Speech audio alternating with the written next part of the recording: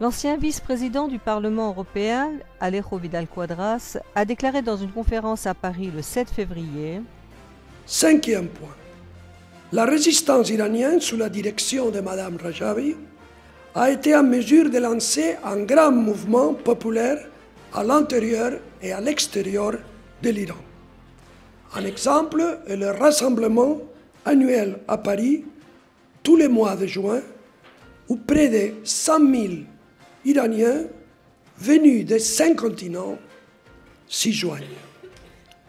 Sixième, Mme Rajavi a été aussi en mesure de créer une campagne internationale massive en faveur de la résistance et de liberté pour le peuple de l'Iran. La conférence d'aujourd'hui est juste un exemple.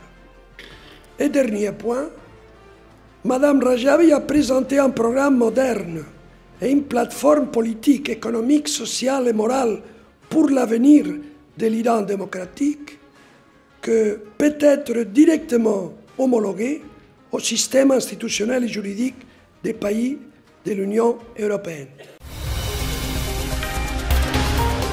Les opposants iraniens au camp Liberty, près de l'aéroport de Bagdad, ont protesté contre la profanation du cimetière des martyrs de la résistance iranienne au camp d'Ashraf par des éléments du régime des Mollahs.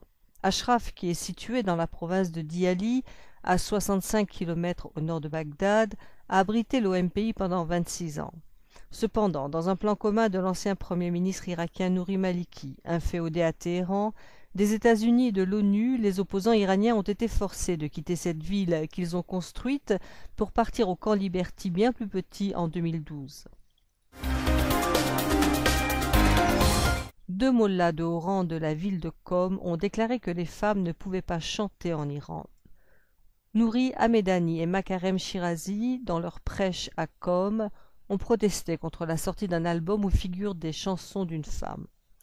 Le régime des mollahs est fondé sur la misogynie et la répression des femmes.